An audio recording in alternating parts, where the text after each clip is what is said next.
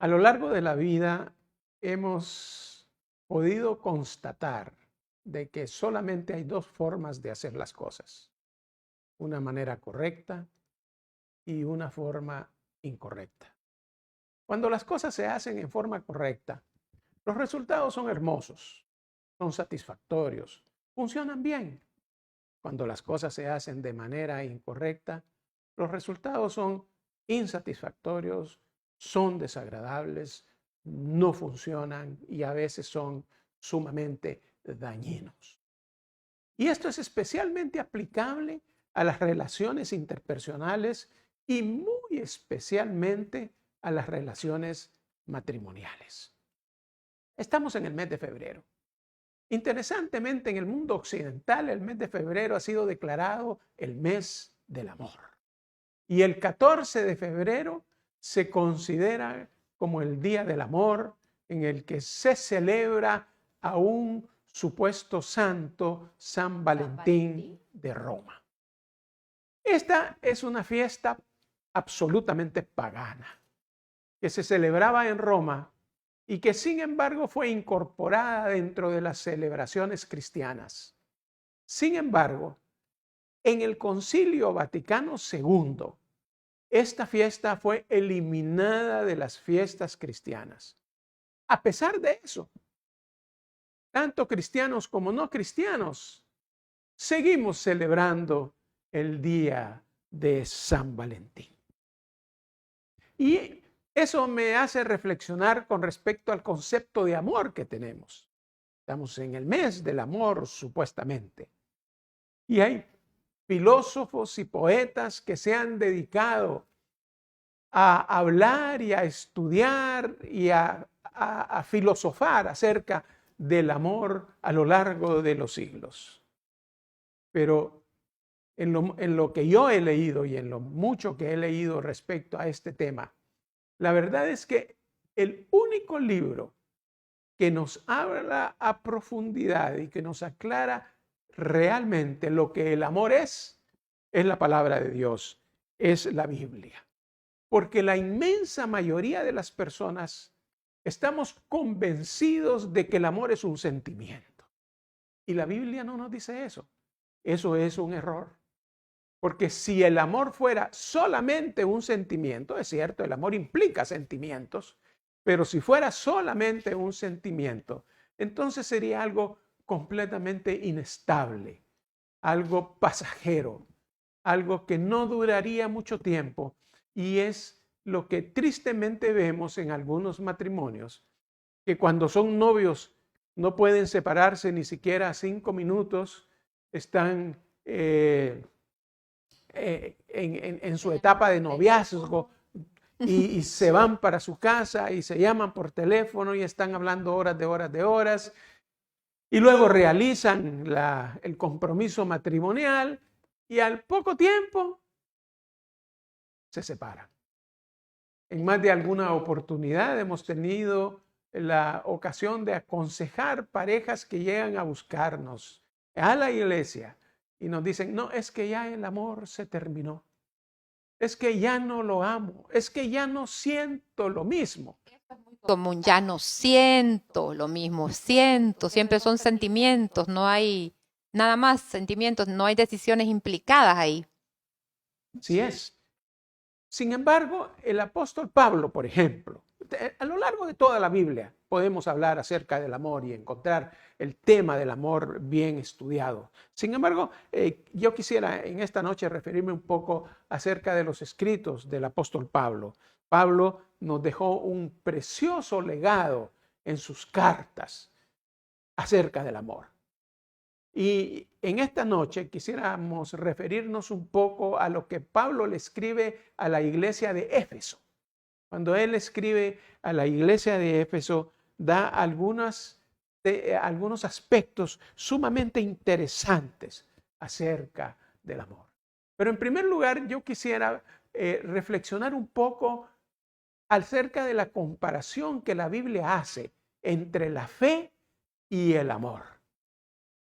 La inmensa mayoría de los cristianos creemos que lo más importante es la fe. ¿Por qué? Porque gracias a la fe tenemos vida eterna. Gracias a la fe nosotros estamos seguros que cuando nosotros muramos, cuando partamos de esta tierra, vamos a ir a la presencia de Dios. Pero no es eso lo que dice la Biblia. La Biblia en la primera carta de Pablo a los Corintios, en el capítulo 13, versículo 13, nos dice...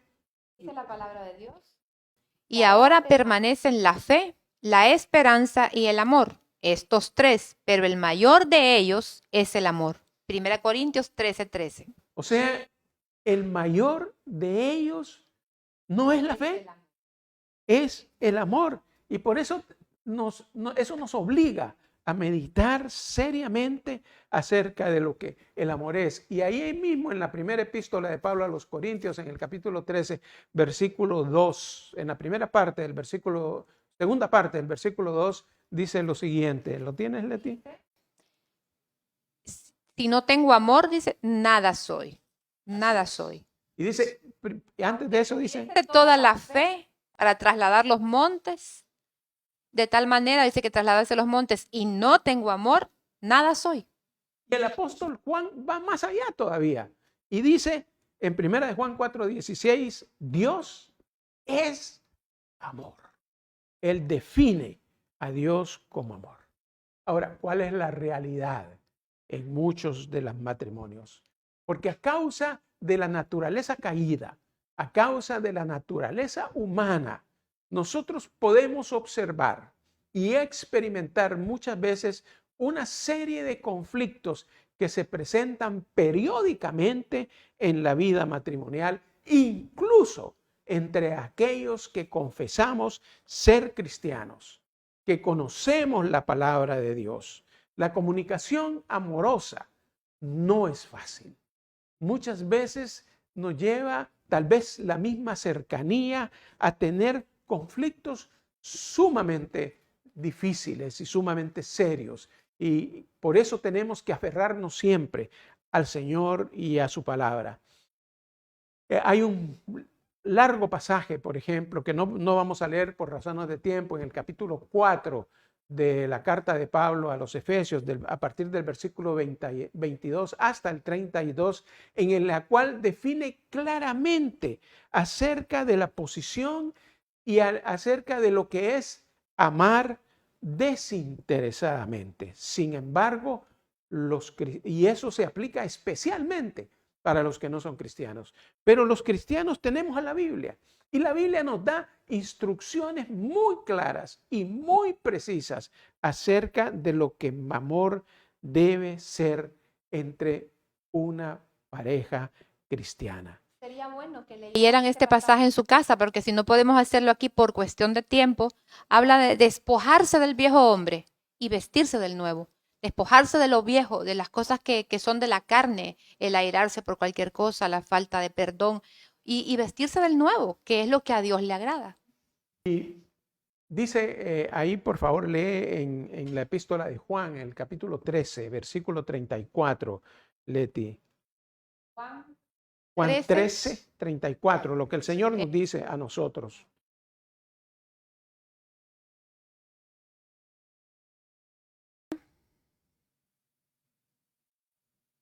Un mandamiento nuevo os doy, que os améis unos a otros como yo os he amado, que también os améis unos a otros. Tenemos que amarnos unos a otros. Es un mandato que el Señor nos da. Y esta epístola a los Efesios es una epístola extraordinariamente importante, bueno, como toda la palabra de Dios, y maravillosa. Algunos le han llamado la reina de las epístolas. Es asombrosamente práctica. No solamente es práctica, también es doctrinaria. O sea, es profundamente doctrinaria, pero también es sumamente práctica. Y podemos aplicarla a nuestra propia vida, porque esta epístola nos enseña enormes cosas muy importantes para nuestra vida diaria. Entonces, en ella encontramos acerca de cuáles deben ser las virtudes que un matrimonio cristiano debe de tener. Y a mí me fascina pensar en esto, porque el énfasis de este pasaje en el capítulo 4 no está tanto en el amor, está en la unidad espiritual. El apóstol hace un énfasis tremendo en la unidad espiritual. Pero antes de eso, leamos lo que dice Mateo. El Señor Jesucristo en el Evangelio, según San Mateo, en el capítulo 19, versículos 5 y 6, dice algo muy importante para nosotros. Este pasaje dice así: por esto el hombre dejará padre y madre y se unirá a su mujer, y los dos serán una sola carne. Así que ya no son más dos, sino una sola carne. Por tanto, lo que Dios juntó, no lo separe el hombre. Y esto a mí me parece tan trascendental, porque lo que nos está enfatizando aquí no es que Leti y yo nos unimos, no es que yo la busqué a ella o ella me buscó a mí para ser un matrimonio. Lo que nos dice el pasaje es que esta fue una decisión de Dios, que Él nos unió. Por lo tanto, nosotros no debemos estar pensando en que tenemos que luchar para unirnos, ¿verdad? Sobre todo en todo este periodo de enamoramiento de las parejas. Y enfatiza el apóstol Pablo en el pasaje de Efesios, en el capítulo 4, versículos 2 y 3. Léelo, por favor. Dice: con toda humildad y mansedumbre, soportándoos con paciencia los unos a los otros en amor. Sí, lee el versículo siguiente, versículo 3. Solícitos en guardar la unidad del Espíritu en el vínculo de la paz. Miren qué importante es esto. O sea, el Señor ya nos unió. El Señor ya nos hizo una sola carne. Lo que nos corresponde a nosotros ahora es luchar, ser solícitos para mantener esta unidad que Dios ya nos dio. Solícitos en guardar la unidad del Espíritu en el vínculo de la paz. El punto central de este pasaje es que nosotros debemos mantener la unidad en el Espíritu. O sea, a mí cuando leo esto me dice que podemos poner tropiezos a nuestra unidad en el Espíritu, cuando no somos solícitos en guardar esa unidad. Y por lo tanto, el cristiano no puede romper, no debe romper la unidad que Dios ya le dio.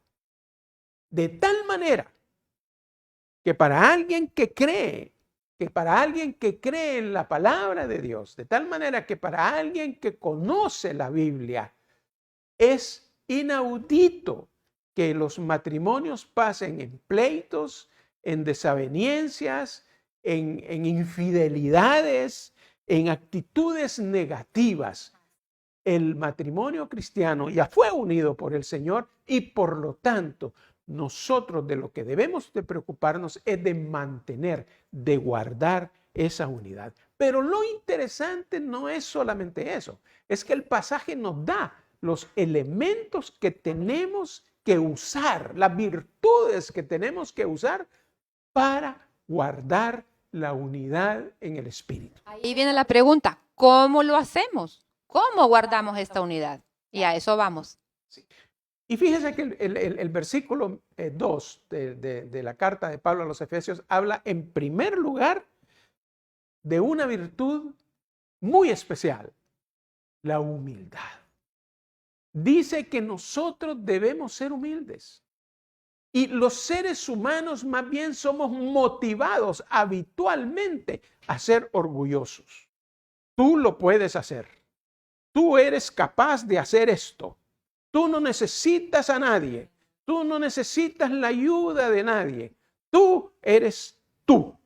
Y tú lo vales todo. Pero el Señor nos está presentando esta virtud que nos permitirá tener un matrimonio feliz. Y esta primera virtud se llama humildad. La carta dice, con toda humildad. Amados hermanos, eso es contra el yo. Es nuestra carne viva que lucha por no someterse, por no guardar solícitamente la unidad del espíritu, y ahí sale, y los problemas que vienen al matrimonio pues son tremendos, porque el orgullo, cada quien está en su trinchera y no cede terreno. Y ahí el espíritu no puede hacer nada, porque ellos han roto la unidad entre ellos, pero también con el espíritu, aunque sean salvos, aunque sean hijos de Dios, aunque estén no pierdan la salvación por eso. Pero todas las bendiciones que esta unidad con el espíritu les hubiera traído, las están botando, las están tirando por la borda. Así es. Hay estudios muy interesantes hechos por universidades norteamericanas, especialmente Yale, Harvard y Alabama también, en que tomaron un número enorme de matrimonios, 20,000 matrimonios cada universidad, y los observaron durante 20 años y vieron qué era lo que pasaba. Y lograron definir 7 etapas bien claras por las cuales pasa cada matrimonio. Y cada una de esas etapas tiene su problemática y tiene su solución. La primera es la etapa del enamoramiento. Cuando estamos en la etapa de la luna de miel, ¿verdad? Todo es hermoso. Y todo está bien. Sí, somos dos personas diferentes tratando de ser una sola. Pero ¿saben cómo se llama la segunda etapa? Se llama la etapa de lucha de poder. O sea, ya somos uno, pero ahora pongamos claro, ¿quién es el que manda aquí? ¿Verdad? ¿A quién le corresponde hacer esto? ¿A quién le corresponde hacer aquello? ¿Y yo por qué voy a hacer esto? Si yo soy hombre, a mí no me corresponde lavar o no me corresponde asear la casa. Para eso está la mujer. Y la mujer podrá tener otro tipo de demandas. Eso es interesante, que justo la segunda etapa sea la etapa de lucha de poder que va en contra de lo que el pasaje nos habla, en contra de la humildad. Ahora, ¿cuál es el mayor ejemplo de humildad que nosotros conocemos, Leticia? El Señor Jesucristo. El Señor Jesucristo.